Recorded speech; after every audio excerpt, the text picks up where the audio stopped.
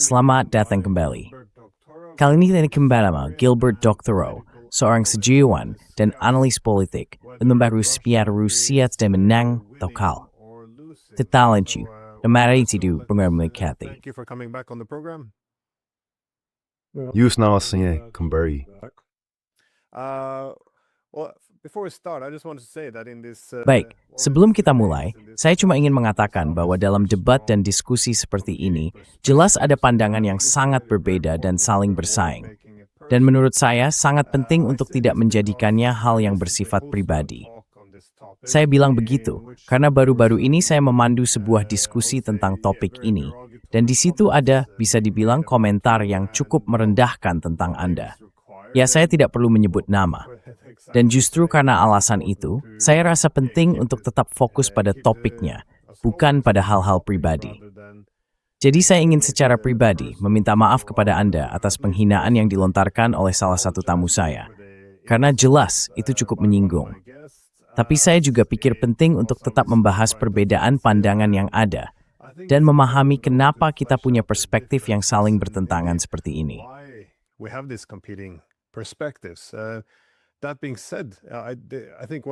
Kalau dipikir-pikir, salah satu alasan kenapa topik ini menimbulkan begitu banyak perdebatan adalah karena memang penting.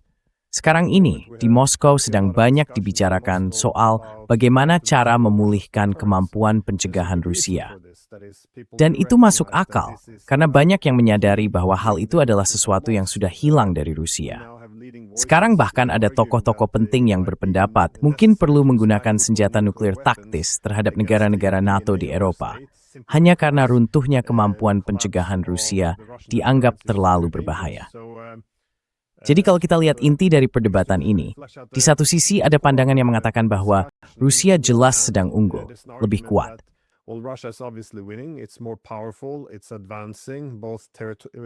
Kemajuannya terlihat, baik dari sisi wilayah maupun dari sisi perang kelelahan. Artinya, tingkat korban jelas menguntungkan Rusia. Kelelahan pasukan Ukraina telah menempatkan Rusia di jalur menuju kemenangan. Di sisi lain, bisa dikatakan bahwa meskipun kemampuan pencegahan Rusia melemah, NATO sekarang tampak sangat jelas terlibat langsung dalam serangan terhadap Rusia.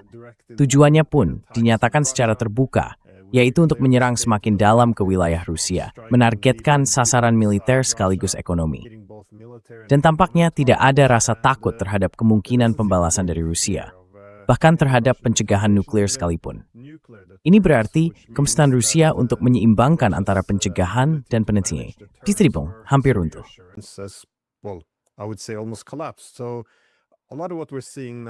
Banyak hal yang kita lihat sekarang ini dulu sama sekali nggak terpikirkan waktu Perang Dingin. Dan sementara banyak orang di Eropa dan Amerika menganggap ini perkembangan positif, karena mereka bisa menyerang Rusia tanpa Rusia membalas. Saya pikir, makin lama ini berlangsung, makin besar kemungkinan Rusia harus mengambil langkah yang lebih dramatis atau lebih ekstrem untuk memulihkan efek jera mereka. Jadi, semua ini membawa kita ke satu topik penting. Bagaimana sebenarnya tahu jika Rusia sedang menang atau kalah? Nah, itu pertanyaan pertama saya untuk Anda. Bagaimana Anda menilai berbagai ukuran yang saling bersaing ini tentang seperti apa melihat Rusia?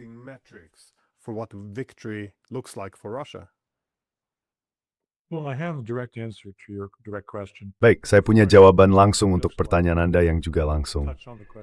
Tapi sebelum sampai ke situ, saya ingin menyinggung dulu soal kenapa ada begitu banyak emosi, semangat, bahkan bisa dibilang kebencian dalam diskusi di antara orang-orang yang seharusnya menjadi rekan atau yang berusaha memberi informasi kepada publik luas tentang hal-hal yang tidak mereka dapatkan dari media besar.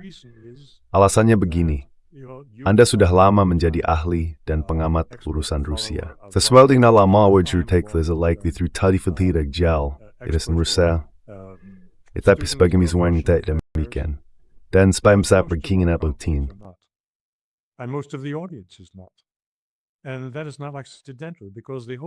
Dan itu bukan kebetulan. Karena seluruh pertanyaan tentang apa itu Rusia dan siapa sebenarnya Tuan Putin punya makna tersendiri bagi para pendengar kita dan juga bagi banyak rekan dalam diskusi ini yang berbeda dari cara kita memandang dan membahasnya. Maksud saya begini, Rusia dianggap sebagai pihak yang menentang dominasi global oleh Amerika Serikat. Dan bagi banyak orang, serta sebagaimana Rusia sendiri menggambarkannya, negara itu dipandang sebagai salah satu pembela apa yang dulu disebut dunia ketiga, yang sekarang dikenal sebagai Global South, melawan para penjajah dan kaum imperialis dari Eropa Barat dan Barat kolektif saat ini. Jadi, Rusia punya nilai simbolis yang besar, yang membangkitkan emosi banyak orang dan membuat mereka tertarik mengikuti program seperti ini.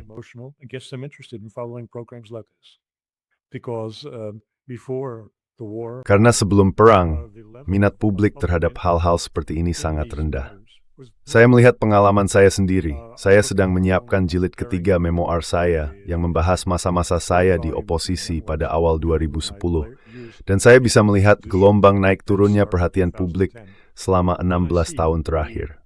Tentu saja ada lonjakan besar dalam minat publik setelah 2014, ketika sanksi terhadap Rusia diberlakukan, dan ketika BRICS mulai tampak semakin kuat. Jadi karena itu, banyak orang yang sebenarnya tidak benar-benar mengenal Rusia, dan terus terang juga tidak terlalu peduli dengan Rusia, kini mengikuti dengan saksama dan sangat bersemangat terhadap apa yang Rusia wakili dalam perlawanan global terhadap dominasi Amerika.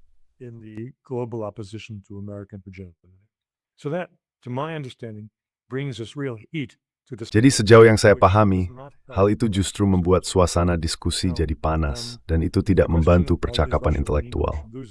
Sekarang soal apakah Rusia sedang menang atau kalah, saya ingin jelaskan sejak awal.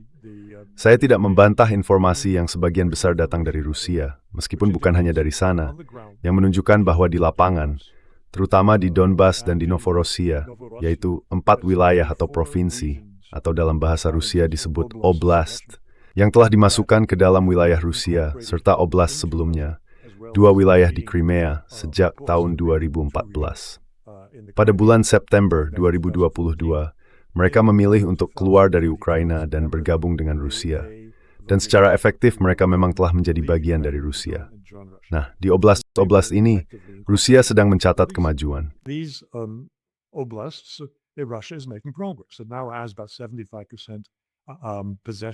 Sekarang mereka menguasai sekitar 75% wilayah Donetsk dan 100% wilayah Luhansk. Mereka juga punya kehadiran yang cukup besar di 2 wilayah lain, yaitu Zaporizhia dan Kherson. Jadi di lapangan, kita sering baca setiap hari tentang desa ini atau desa itu yang direbut oleh pasukan Rusia, kebanyakan di daerah Kharkiv di timur laut, tapi juga di Donetsk.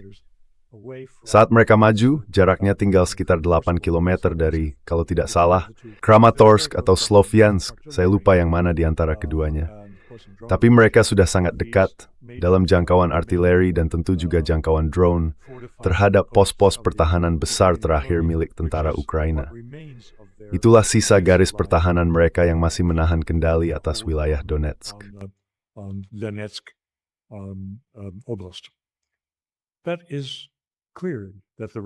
Yang jelas, Rusia pada bulan September nanti, entah September tahun ini atau tahun depan, karena tanggal-tanggal itu tampaknya terus bergeser, akan menguasai seluruh wilayah Donbas dan mungkin juga mengambil alih seluruh Novorossiya. Tapi apakah itu berarti kemenangan? Nah, itu yang saya pertanyakan. Menurut informasi yang saya gunakan untuk membentuk penilaian saya, dan nanti akan saya jelaskan sumbernya, situasi ini sebenarnya merupakan kemenangan yang bersifat Pyrrhic. Karena kalau dibandingkan dengan tujuan yang pernah dijabarkan oleh Vladimir Putin, ketika pada bulan Februari 2022, ia memulai apa yang disebut operasi militer khusus itu. Tidak satu pun dari tujuan itu yang benar-benar tercapai. Dan kemungkinan sekitar 400.000 tentara Rusia telah tewas. Russian soldiers are probably dead. And you multiply that number by 2 or 3 to find the number of Russian. Dan kalau angka itu dikalikan 2 atau 3, kita bisa perkirakan jumlah tentara Rusia yang cacat seumur hidup. Itu harga yang sangat berat untuk dibayar, hanya demi hasil yang pada dasarnya berupa perolehan wilayah. Padahal perolehan wilayah bukanlah salah satu alasan utama untuk berperang pada Februari 2022. Tujuannya adalah mengembalikan Ukraina ke deklarasi konstitusional netralitasnya tahun 1992.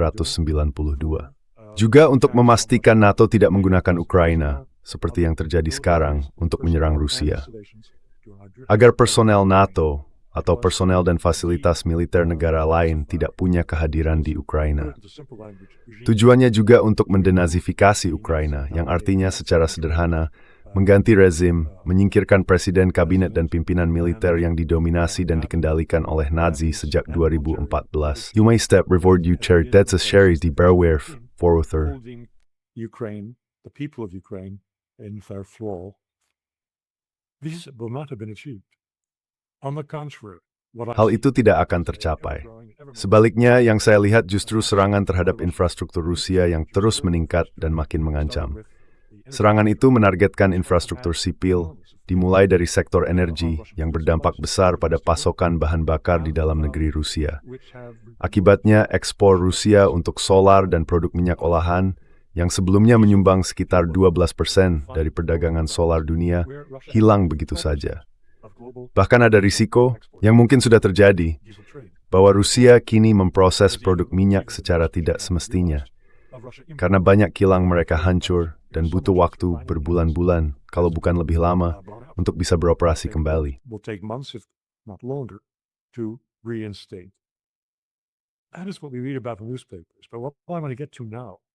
Itu yang kita baca di koran.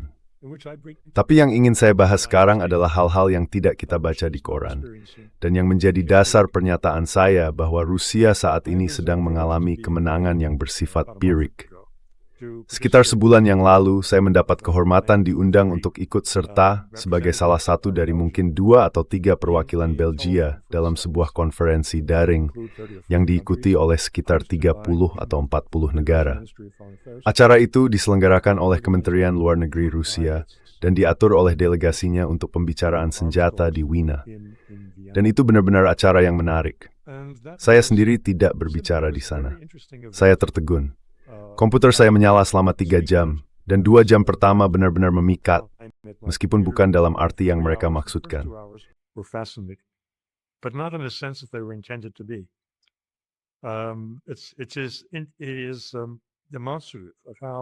Ini menunjukkan bagaimana kita semua bisa melihat ke satu arah, merasa tahu apa yang kita lakukan, tapi sama sekali tidak menyadari bagaimana itu bisa dipahami secara berbeda oleh orang lain. Penonton mungkin tidak tahu tentang upaya besar yang dilakukan oleh otoritas investigasi Rusia di bawah pimpinan mereka untuk mendokumentasikan semua serangan yang bisa dianggap sebagai serangan terhadap warga sipil atau kejahatan perang yang dilakukan oleh pasukan bersenjata Ukraina sejak awal konflik sampai hari ini.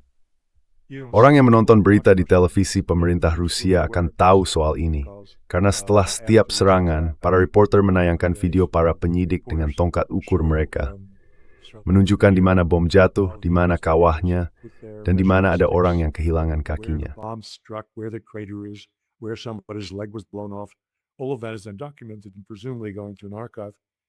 Semua itu kemudian didokumentasikan dan bisa dibilang akan disimpan di arsip, dengan keyakinan bahwa nanti, setelah perang ini berakhir, akan ada semacam pengadilan seperti Nuremberg, dan pihak Ukraina akan dimintai pertanggungjawaban atas kejahatan mereka. Nah, keyakinan seperti ini mungkin sangat kuat di kalangan penguasa Rusia, terutama di Kremlin. Tapi bagi saya pribadi, itu sama sekali tidak masuk akal. Tidak akan ada pengadilan seperti Nuremberg. Rusia mungkin akan mengumpulkan arsip yang sangat besar, dan ya, itu akan menjadi arsip, bahan bagi para sejarawan di masa depan untuk diteliti. Tapi tidak akan berpengaruh apapun terhadap hasil perang ini. Acara yang saya dengar atau ikuti waktu itu, tujuannya adalah untuk menyebarkan ke komunitas internasional tentang kejahatan terhadap kemanusiaan, kejahatan perang yang menurut mereka dilakukan oleh Ukraina di Kherson atau Bakhmut. Ukraine is perpetrating in Kherson Oblast.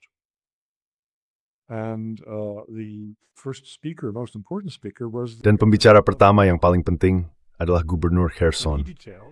Dia menjelaskan secara rinci, lalu beberapa pejabat lain yang terlibat, terutama dari bidang medis, bisa dibilang.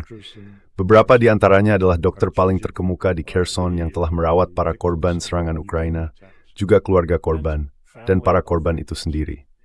Acara itu berlangsung cukup lama, dan tujuannya adalah agar orang-orang, saya pikir warga Meksiko, Nicaragua, Kuba, Bengal, Papua, menyaksikan saksama kejahatan tani, dan menyebar kabar tentang kengerian yang ditimbulkan oleh paham Ukrainianisme terhadap warga sipil.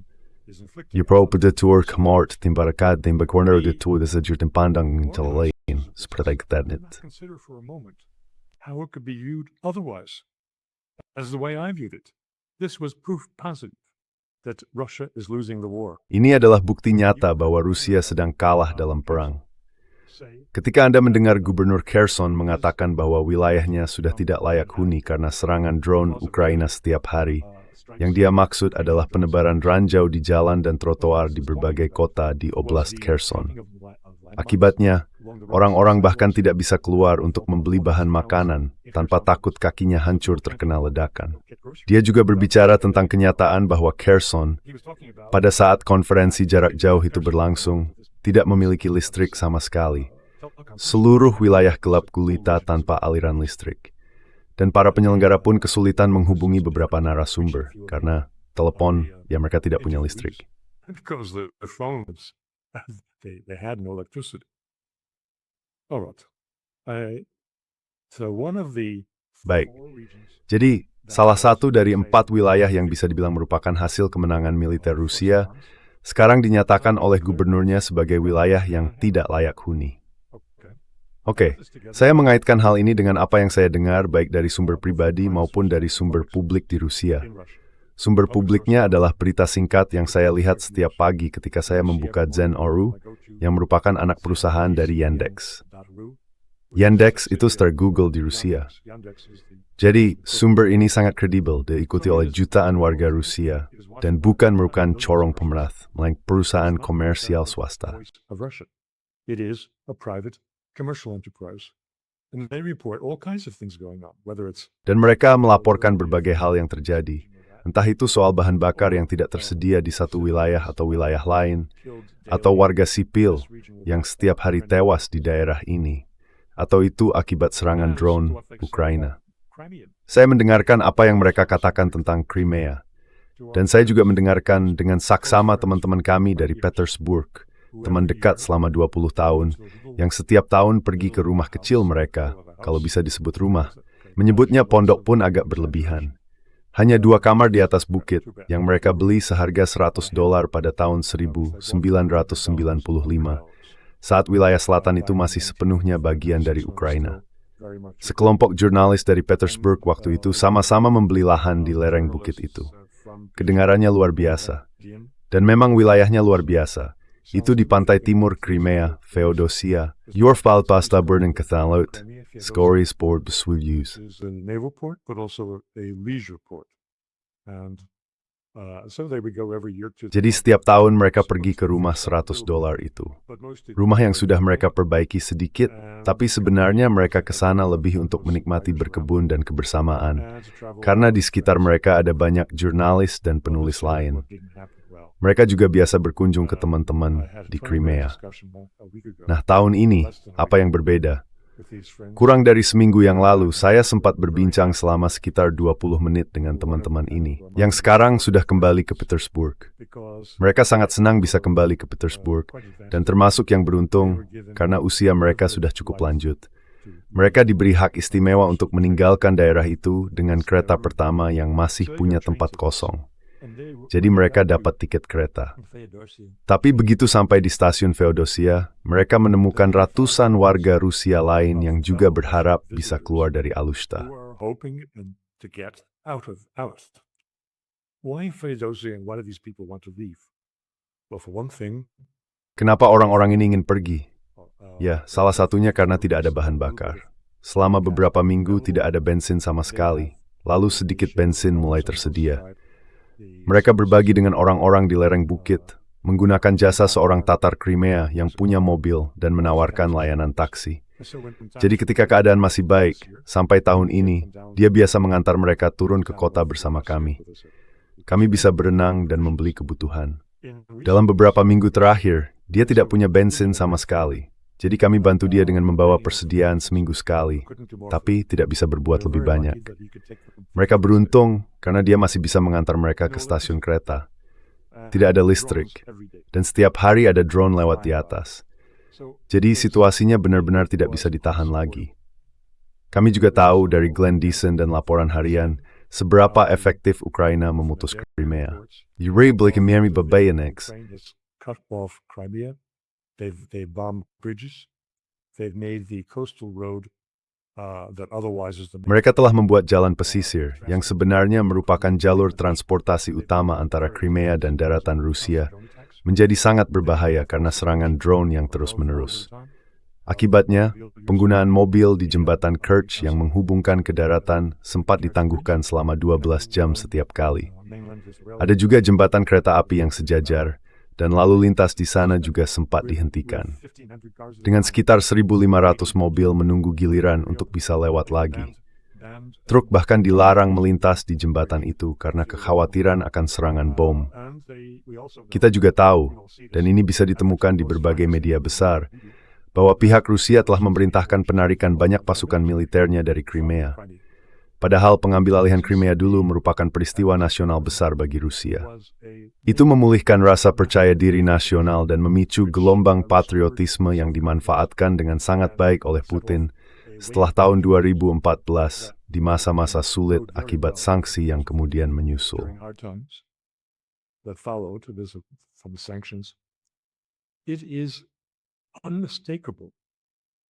Sudah jelas sekali bahwa ini adalah perang yang sedang kalah. Hadiah besar pertama sekarang sudah tidak bisa lagi dihuni oleh para pengunjung. Rusia tadinya berencana seperti setiap tahun mengirim puluhan ribu anak sekolah dari seluruh federasi ke kamp musim panas di Crimea, kamp olahraga. Sekarang dibatalkan. Jadi kalau ini disebut kemenangan, lalu seperti apa kekalahan itu? Dan sumber-sumber yang saya gunakan untuk menyimpulkan bahwa perang ini berjalan buruk adalah sumber yang objektif, pihak ketiga, bertanggung jawab, dan punya otoritas. Saya tidak memperhatikan propaganda yang keluar dari Kiev atau dari Jenderal Syrskyi yang sedang menelan kekalahan sambil mengatakan bahwa dia telah merebut kembali 700 km persegi wilayah Donbas yang diduduki Rusia tahun ini. Saya tidak memperhatikan itu. Umering saya memperhatikan sumber-sumber Rusia itu. But I do pay attention to these Russian sources. One of the things on what you initially said that Salah satu hal yang dikatakan oleh narasumber tadi adalah soal kurangnya pengetahuan tentang Rusia dan Ukraina. Ini salah satu hal yang sangat saya khawatirkan, karena propaganda perang yang kita lihat sekarang benar-benar belum pernah terjadi selama hidup saya. Dan saya pikir alasan kenapa propaganda itu bisa begitu efektif adalah karena tingkat ketidaktahuan yang cukup tinggi secara umum. Saya sering mendengar tanggapan yang biasa muncul dari orang-orang yang mendukung peran NATO dalam perang ini. Mereka bilang, selama bertahun-tahun, Ukraina berusaha keluar dari bayang-bayang Rusia, dan akhirnya mereka berhasil melakukannya. Lalu Rusia datang menyerang mereka.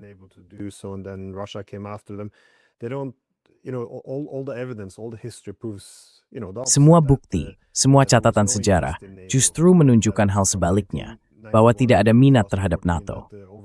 Dari tahun 91 sampai 2014, sebagian besar orang tidak menginginkan NATO. Saya rasa pada tahun 2008, ketika mereka dijanjikan keanggotaan NATO, lebih banyak orang melihat NATO sebagai pihak agresor, bukan pelindung. Dan hal ini bagaimanapun juga membentuk cara orang berasumsi, tapi juga cara Rusia memandang situasi ini. Gagasan bahwa orang menganggap ini hanya soal ambisi teritorial Rusia, padahal dari sudut pandang Rusia, ini dianggap sebagai ancaman eksistensial. Sesuatu yang di tahun 90-an akan dianggap masuk akal ketika NATO mulai bergerak ke arah Ukraina. Tapi bagaimanapun, saya pikir semua ini memengaruhi cara kita menilai keadaan sekarang. Karena eskalasi NATO yang kita lihat saat ini, dari sudut pandang saya, hanya akan berujung pada kehancuran Ukraina dan kemungkinan perang nuklir.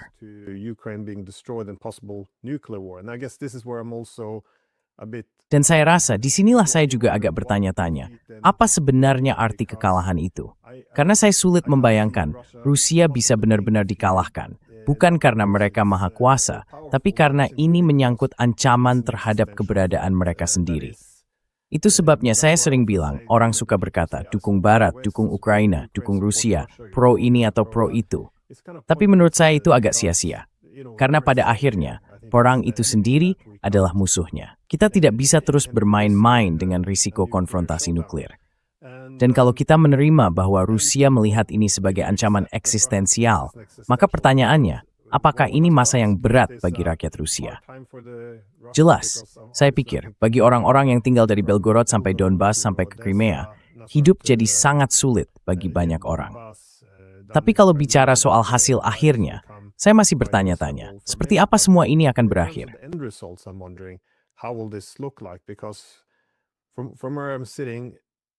Karena dari sudut pandang saya, semua yang sedang dirayakan di Barat sebagai kemenangan, seperti lihat betapa menderitanya Rusia, bagi saya itu justru berarti Rusia akan meningkatkan eskalasi ke tingkat yang lebih agresif. Sekarang, kita memang belum melihat hal itu terjadi dalam bentuk serangan terhadap NATO misalnya. Tapi dilema bagi Rusia tetap sama sejak 2022, atau bahkan sejak 2014, yaitu soal keterlibatan NATO. Mereka selalu punya dua pilihan. Yang pertama, membalas dan memastikan NATO tetap terhalang, tapi risikonya mereka bisa menghadapi NATO yang lebih agresif dan ingin membalas dengan Ukraina sebagai proksi yang kuat di garis depan. Atau pilihan kedua, fokus menjatuhkan Ukraina terlebih dahulu kalau bukan satu-satunya, tapi dengan konsekuensi kehilangan efek penangkalnya. Dan menurut saya, mereka selalu memilih opsi yang kedua.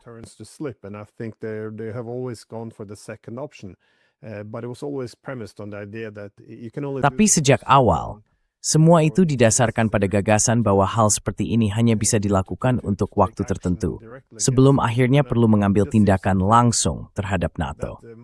Dan sepertinya Moskow mulai menyadari, seperti yang tadi Anda bilang, bahwa sesuatu memang harus berubah. Mengingat sekarang, ada penderitaan yang tidak bisa diterima sedang dirasakan oleh sebagian besar masyarakat Rusia. Sejauh ini tampaknya mereka belum menyerang NATO secara langsung. Tapi kalau kita lihat serangan brutal terhadap Kiev dan sekarang pada dasarnya blokade terhadap Odessa, mungkin juga Nikolaev, itu menunjukkan adanya peningkatan kekerasan. Menurut saya, langkah logis berikutnya bisa aja menyerang negara Baltik atau bahkan Jerman.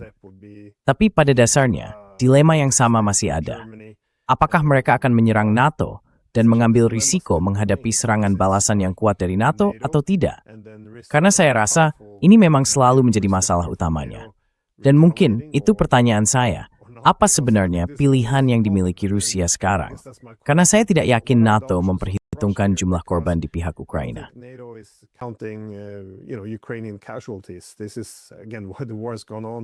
Ini sekali lagi adalah wilayah di mana perang sudah berlangsung sejak 2014. Artinya, NATO berperang bersama Ukraina. Jadi kalau Rusia ingin memulihkan efek jera, pada titik tertentu mereka harus menyerang NATO. Tapi kemudian, saya pikir NATO bisa mengambil dua arah. Pertama, mereka bisa mengaku, oke, kita sudah melangkah terlalu jauh, mari kita turunkan tensinya. Atau sebaliknya, justru meningkatkan eskalasi. Dan sepertinya Amerika tidak keberatan menggunakan negara-negara Eropa seperti mereka menggunakan Ukraina. Jadi saya tidak yakin apakah perhitungan di Moskow adalah lebih baik menunggu, mungkin menyerang saat posisi Ukraina sedang lemah. Atau, sekali lagi, saya ingin tahu bagaimana pandangan Anda. Karena saya sering dengar soal angka produksi kendaraan lapis baja di Rusia, atau unit Roskvardia. Tapi mereka sebenarnya belum banyak digunakan.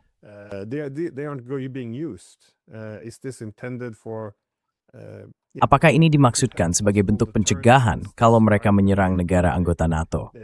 Doktrin nuklir yang bergeser, jelas ini seperti persiapan untuk kemungkinan eskalasi. Saya penasaran, kalau Anda menjadi penasihat Kremlin, bagaimana Anda akan menangani hal ini? Bagaimana Anda akan membalikan keadaan? Karena sekali lagi, di sini tidak ada ruang untuk kalah. Maksud saya, kalau ini dianggap ancaman eksistensial, apa artinya kalah? Kalau Rusia mundur, NATO akan masuk. Rudal jarak jauh, drone, semuanya akan ada di sana. Semua masalah yang mereka hadapi sekarang akan jadi jauh lebih parah. Perang tidak akan berhenti. Kenapa NATO tidak akan memanfaatkan Ukraina sebagai proksi yang kuat? Jadi, menurut Anda, bagaimana Kremlin akan bereaksi terhadap hal ini?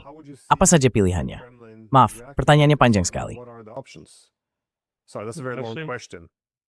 No, I say at the outset that my thinking on this has been Saya bisa bilang sejak awal, pandangan saya soal ini nggak berubah dalam beberapa minggu terakhir. Kalau kita bicara, dan memang kita sempat bicara beberapa minggu lalu, saya akan bilang, Rusia seharusnya lebih dulu menyingkirkan pihak perantara. Kalau perantara itu dihapus, maka nggak ada alasan bagi Eropa untuk mempersenjatai diri lagi. Eropa ingin melawan Rusia dengan cara yang sama seperti yang dilakukan Amerika Serikat, lewat Rusia, lewat tubuh-tubuh orang Ukraina, bukan lewat anak-anak mereka sendiri, karena mereka nggak mau berperang. Dan kalau sampai sekarang mereka menyerukan wajib militer dan memaksa anak muda mereka ikut perang, itu bakal menimbulkan gejolak politik besar di dalam Eropa sendiri. Military service on their young people. Well, now I have a slightly different view. Sekarang pandangan saya agak berbeda. Saya percaya seharusnya ada serangan di dalam lingkup NATO, tapi dilakukan dengan cara yang tidak membuka kemungkinan terjadinya perang besar-besaran. Maksudnya, bertindak dalam batas hukum internasional, yang memberi Rusia hak untuk menyerang, misalnya, pabrik-pabrik di Jerman atau Inggris, yang memproduksi drone canggih yang kemudian menyerang jauh ke dalam wilayah Rusia dan merusak infrastruktur. Itu masih dalam kerangka hukum internasional dan tidak otomatis berarti ada deklarasi perang. Tapi sebelum kita sampai ke situ, saya akan jawab pertanyaan terakhir Anda. Apa sebenarnya rekomendasi saya kepada Kremlin? What is my recommendation to the Kremlin? Can I just put in one little note there? So, Boleh saya tambahkan satu catatan kecil di situ? Maaf, saya minta maaf sudah memotong. Tapi saya sering memperhatikan, di kalangan masyarakat umum, kalau seseorang memberikan rekomendasi untuk Rusia, dengan kata lain, mencoba melihat dari sudut pandang Kremlin, saya sering melihat kalau saya bilang misalnya, ini demi kepentingan Rusia, atau ini yang menjadi kepentingan mereka, ini pilihan-pilihannya. Saya sering dengar orang bilang, oh, Glenn Deason menginginkan ini. Glenn Deason with you. Manisari during minimalism o growth. I just wanted to put that out there, sorry. Yeah, well, Dalam apa yang akan saya sampaikan ini, saya ingin berbicara tentang kepentingan Rusia, sebagaimana saya memahaminya. Bukan tentang kepentingan presidennya atau menteri pertahanannya atau kepentingan pribadi siapapun. Tapi sekali lagi di kalangan masyarakat umum, yang sebenarnya punya sedikit informasi atau bahkan minat terhadap informasi tentang Rusia, negara itu sering dianggap hanya sebagai konsep abstrak yang diposisikan berlawanan dengan Amerika Serikat dan hegemoni global. Jadi, rincian tentang seperti apa kehidupan di Rusia, siapa yang memimpinnya, dan hal-hal semacam itu tidak menarik bagi mereka. Bagi kebanyakan orang, Rusia itu hanya satu sosok, Vladimir Putin. Saya menolak pandangan seperti itu terhadap 145 juta orang. Mereka bukan satu orang. Mereka punya pandangan yang beragam. Demreja tesmini breaks malt, permitting was paid up for, amberpa altithorthismi, imabim repetibdi, better kepentilin na studni. patriotism and service of national interests. So I look at it more broadly, and I let the chips fall that I may. Jadi saya melihatnya dengan cara yang lebih luas. Saya biarkan saja semuanya berjalan apa adanya. Saran saya pecat dulu staf jenderalnya. Alasan saya bilang begitu karena ini sangat relevan dengan situasi yang sedang terjadi di Ukraina sekarang.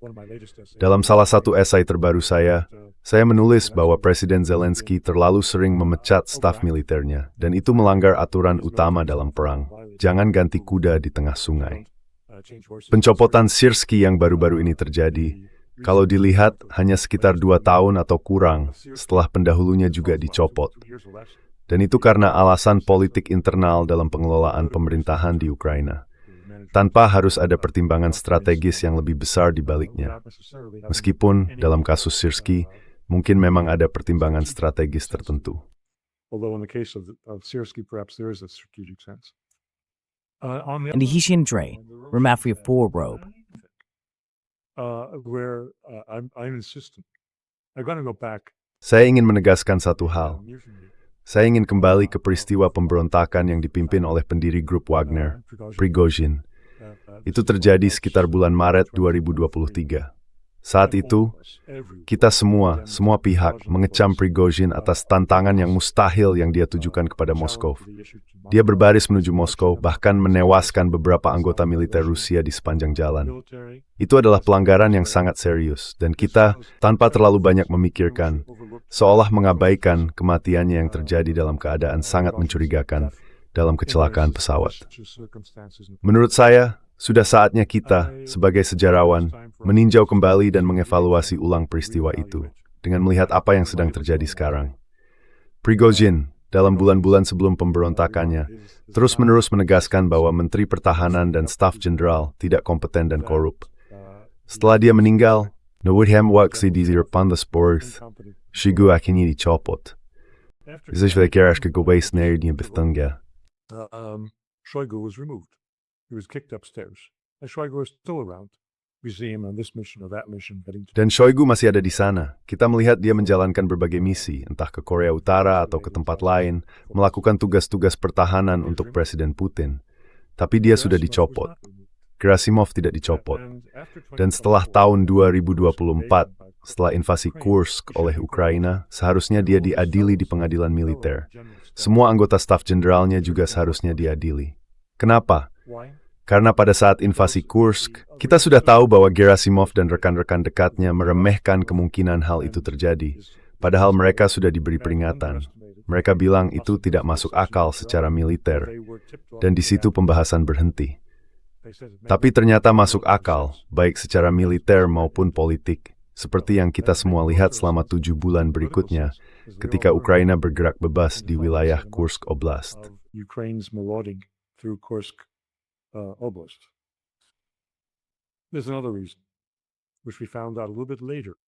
Ada alasan lain yang baru kami ketahui belakangan, yang tidak pernah muncul besar-besaran di halaman depan koran, yaitu bahwa pemerintah federal Rusia sebenarnya sudah mengalokasikan banyak uang untuk pertahanan wilayah perbatasan seperti Kursk. Mereka seharusnya membangun benteng dari semen untuk mencegah invasi. Tapi uang itu malah dikorupsi oleh birokrasi lokal. Dan Kursk akhirnya hanya punya benteng dari pasir, bukan semen, untuk melindungi diri dari serangan Ukraina. Fakta bahwa tidak ada penyelidikan, tidak ada pengawasan, tidak ada pemeriksaan dari panglima tertinggi untuk melihat kondisi nyata garis pertahanan terhadap Ukraina, seharusnya sudah cukup untuk memicu pengadilan militer. Tapi itu tidak terjadi. Jadi yang saya maksud adalah, Rusia yang masih berpegang pada prinsip lama jangan ganti kuda di tengah sungai, ternyata tidak membawa hasil baik. Berseptin stis, Tred kila hero bingin Star Wars dan merendufokos semangat of war. And in morale of its soldiery. Marihaw, ita blaithit word. And now the Ukrainians Dan sekarang, pihak Ukraina, bahkan setelah pemecatan Fyodorov oleh penggantinya, yang tampaknya juga sangat paham soal perang drone dan cara mengembangkannya, serta setelah pergantian Syrskyi, yang mungkin juga lebih mendukung penggunaan drone dalam perang, telah mengubah kepemimpinan militernya agar sejalan dengan perubahan dan perkembangan perang. Sementara itu, Rusia belum melakukan hal yang sama. Kalau bicara tentang perang drone oleh Ukraina, saya rasa cukup adil untuk mengatakan bahwa drone-drone kecil yang mereka gunakan untuk menyerang melintasi perbatasan, seperti di wilayah Kherson, atau untuk menyerang di medan tempur, memungkinkan 10.000 sampai 20.000 navigator dan teknisi drone menahan 500.000 pasukan Rusia. Drone-drone itu kemungkinan besar diproduksi secara lokal, meskipun banyak komponennya jelas diimpor. Although many components certainly are imported. The sophisticated drones that make Drone-drone canggih yang sering muncul di berita karena menghancurkan kilang ini atau kilang itu, atau menenggelamkan kapal di Laut Azov maupun di Laut Hitam. Drone-drone seperti itu, menurut saya, hampir pasti berasal dari Eropa Barat.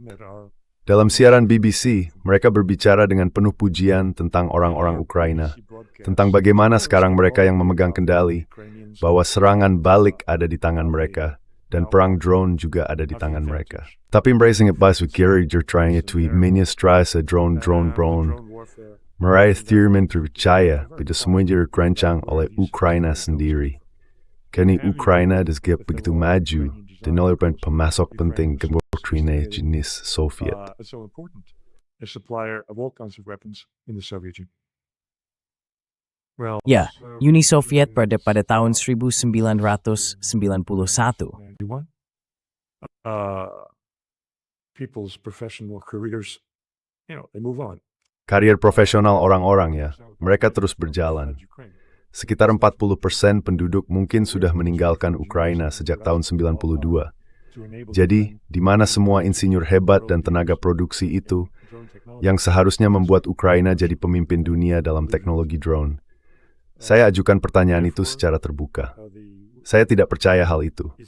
Karena itu Eropa terlibat sangat dalam sampai ke leher dalam serangan terhadap infrastruktur Rusia. Rusia bisa dan seharusnya merespons. Seperti yang saya katakan, berita terbaru lagi-lagi datang dari provokasi di Estonia dan Latvia. Oh, Rusia akan menyerang, akan ada provokasi baru, disitulah langkah berikutnya akan terjadi. Oh, orang Polandia sudah ketakutan. Ini omong kosong. Tapi bagus untuk New York Times. It is good for the New York Times, it's good for the Financial Times. I don't think it's good Itu mungkin bagus buat Financial Times. Tapi saya rasa itu nggak baik untuk program ini atau untuk para penonton kita. Saya sama sekali nggak percaya dengan hal itu. Tapi kalau Rusia menyerang pabrik-pabrik yang membuat senjata yang jelas-jelas digunakan, dan mungkin juga di bawah kendali pihak Eropa, menurut saya itu memang perlu.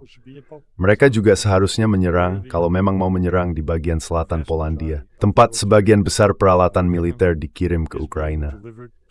Menurut saya itu target militer yang sah dan saya nggak pikir Rusia perlu minta maaf. Kita dengar tentang serangan besar-besaran yang dilakukan Rusia dalam seminggu terakhir, dalam beberapa hari terakhir. Ada 40 rudal dan 160 drone dan hanya satu korban jiwa. You have 40 missiles and 160 drones, and there's one fatality, there's one casualty. That tells you that the Russians are doing. Ada satu korban jiwa. Itu menunjukkan bahwa Rusia benar-benar melakukan apa yang mereka katakan akan mereka lakukan. Mereka menyerang fasilitas produksi yang mereka tahu kosong, tanpa pekerja di lokasi. Mereka sangat berhati-hati dan sangat legal dalam perang yang mereka jalankan dengan cara yang paling legalistik dan paling tidak militer yang bisa dibayangkan. Pabrik-pabrik yang dihancurkan, beberapa rekan saya membicarakan hal yang sama seperti yang dikatakan Moskow. Seharusnya sudah dihancurkan 3 tahun lalu. Kenapa mereka baru melakukannya sekarang? Rusia jarang tertinggal dalam hal eskalasi yang bisa memengaruhi hasil perang, dan hal itu seharusnya dibalik. Nah, itu analisis saya secara keseluruhan tentang apa yang perlu diperbaiki kalau perang ini tidak ingin berakhir sebagai kemenangan yang sia-sia. If this war is not to be a Pyrrhic victory. Yeah, something interesting how we measure. Ada hal menarik soal bagaimana kita menilai, ya bisa dibilang, propaganda NATO terkait keterlibatan kita. Karena di satu sisi, para pemimpin politik dan para komentator di media nggak berhenti membanggakan diri tentang bagaimana mereka menghabiskan ratusan miliar dolar untuk membantu Ukraina. Mereka bicara terbuka soal program senjata bersama, rudal jarak jauh yang mereka bantu pasok ke Ukraina, juga soal intelijen. Semua itu mereka sebut sebagai bentuk bantuan dan dukungan. Tapi, di saat yang sama, mereka bilang tidak ada keterlibatan. Padahal, nggak ada pembahasan yang jelas tentang kapan Seben dianggap sudah menjadi peserta dalam konflik itu. When does one become a participant? And this kind of strange, especially for European. Dan ini agak aneh, terutama bagi para pemimpin Eropa, karena negara-negara Uni Eropa selama ini memang tidak memasok senjata ke negara yang sedang berperang. Justru karena alasan itu. Maksudnya, begitu kamu melangkah, kamu bukan lagi penonton, tapi sudah jadi peserta. Tapi anehnya, tidak ada perdebatan serius soal ini. Sebenarnya apa yang sedang kita lakukan? Dan apa artinya benar-benar terlibat, seolah-olah kita sama sekali tidak mau membahas itu. Mungkin karena publik akan kurang mendukung kalau mereka tahu risikonya.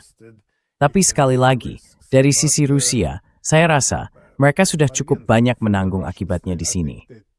Tahun lalu, kita melihat drone diselundupkan dengan cara yang sama seperti di Iran, dan kemudian digunakan untuk menyerang sistem penangkal nuklir Rusia.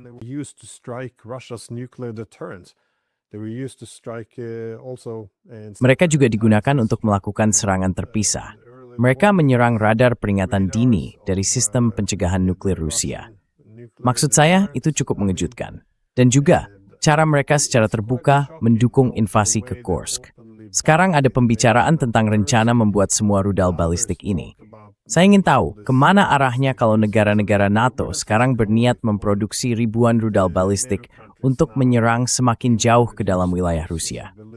Kapan hal itu mulai terasa tidak nyaman bagi Rusia? Kapan rasa sakitnya jadi tidak bisa diterima? Kapan itu menjadi ancaman terhadap keberadaan mereka? Maksud saya, bagaimanapun juga, pada titik tertentu mereka pasti akan membalas. Jadi mungkin pertanyaan terakhir saya, bagaimana Anda melihat kemungkinan serangan balasan itu? Karena sekali lagi, mereka bisa menyerang lewat perantara, yaitu Ukraina.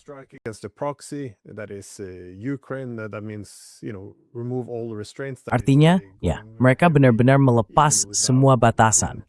Maksudnya, mereka bertindak sangat agresif, bahkan di dalam Kiev sendiri.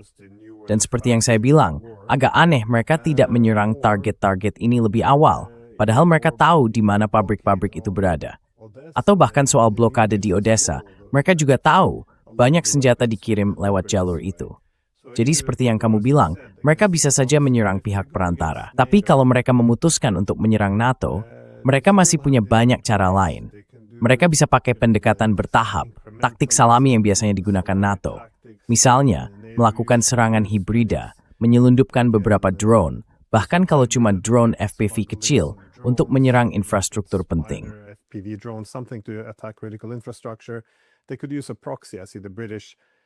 Mereka bisa saja pakai perantara.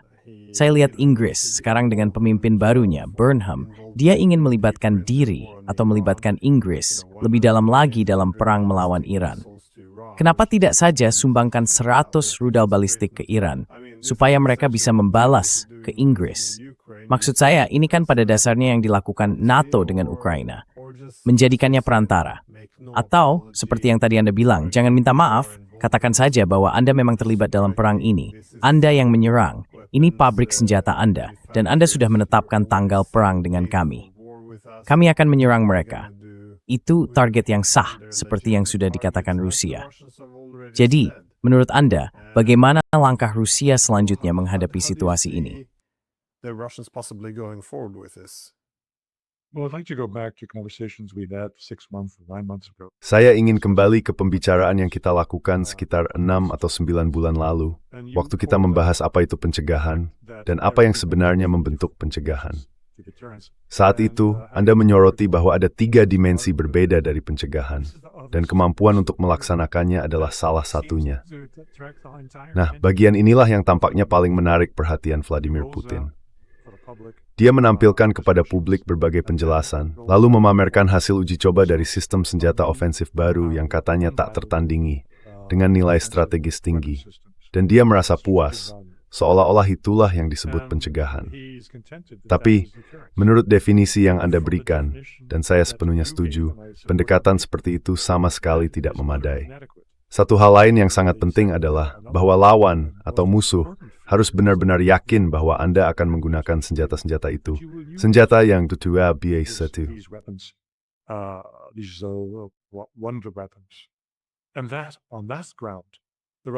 Dan dalam hal itu, Rusia benar-benar gagal total. Mereka menembakkan 1 rudal Iskander di sini, 1 lagi di sana. Tapi ini tidak meyakinkan, dan ini juga bukan bentuk eskalasi untuk menurunkan ketegangan, seperti yang diinginkan Sergei Karaganov. Saya tidak melihat ada alasan bagi Rusia untuk menggunakan senjata nuklir. Saya percaya, dengan kekuatan senjata konvensional yang mereka miliki, mereka sebenarnya bisa mencapai tujuan mereka, yaitu memulihkan efek jera. Tapi saya belum melihat ada kemauan dari Kremlin untuk melakukan itu.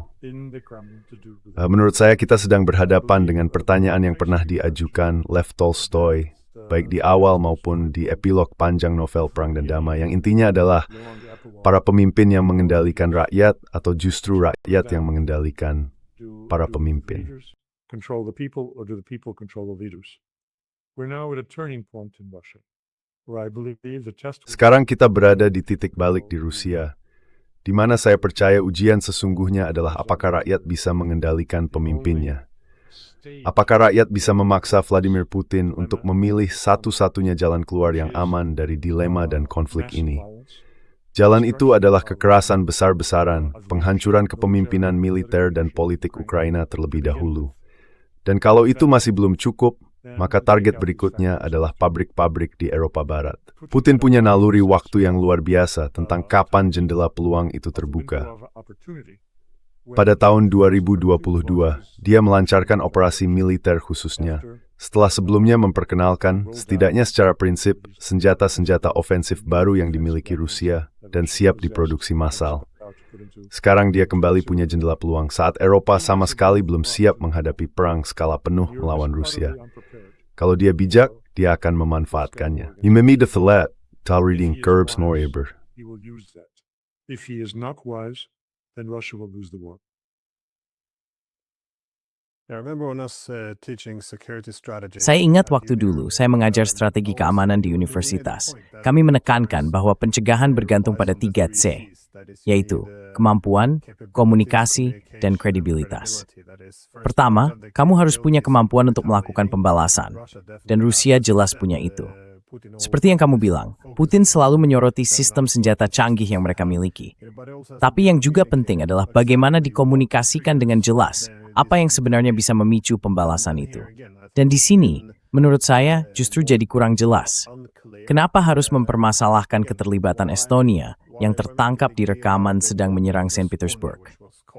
Kenapa juga mempermasalahkan pabrik senjata sebagai target yang sah kalau pada akhirnya tidak ada tindak lanjut? Komunikasi di sini sangat penting.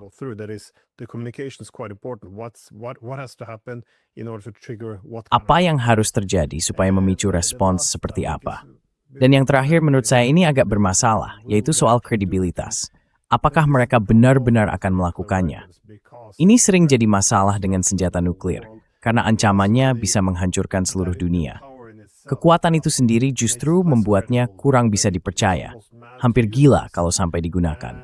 Dan lagi saya pikir, kalau atau ketika Rusia membalas terhadap NATO, risikonya bisa memicu perang dunia ketiga. Atau, kalau kita belum masuk ke sana, perang nuklir. Dan itu membuat ancamannya kurang meyakinkan.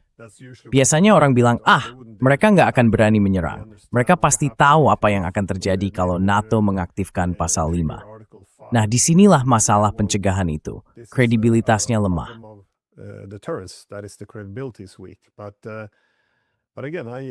Tapi sekali lagi, saya merasa aneh dengan gagasan bahwa melemahnya kemampuan pencegahan Rusia justru dianggap hal yang positif, bahkan oleh orang-orang di Barat yang paling membenci Rusia.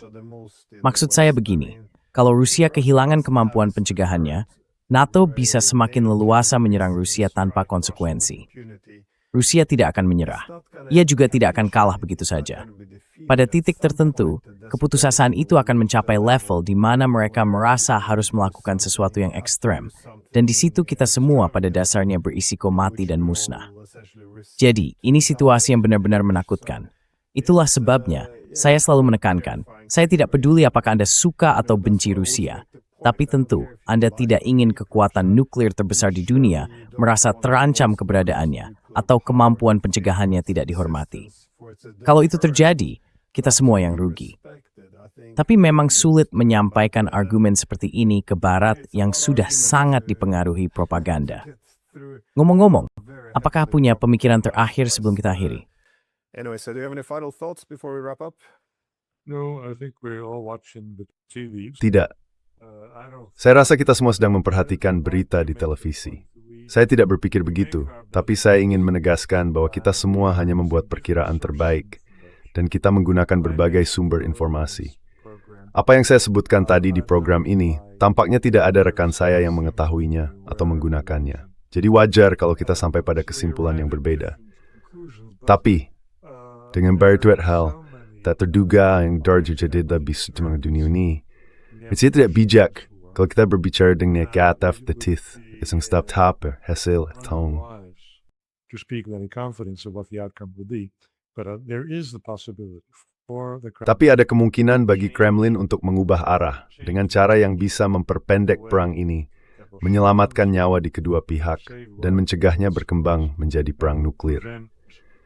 Dan di ranah inilah, ini sebenarnya makna besar dari sistem senjata baru yang diperkenalkan pada tahun 2018, bahwa senjata itu bersifat konvensional. Mereka bisa digunakan secara konvensional, dan karena itu bisa menghindari terbukanya kotak Pandora senjata nuklir.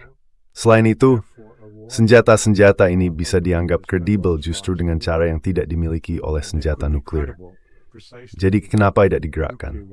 Pertanyaan penutup ini, Yomi. Why aren't they being used? That is the question for today. Yeah, the Oreshnik looked like the Ya, avant-garde itu kelihatannya seperti tahap menengah yang pas antara senjata konvensional dan nuklir, yang nantinya bisa dimasukkan ke dalam tangga eskalasi. Bagaimanapun juga, seperti biasa, saya menghargai pandangan Anda, dan terima kasih banyak sudah meluangkan waktu. And thank you so much for taking time. Si sangat rated untuk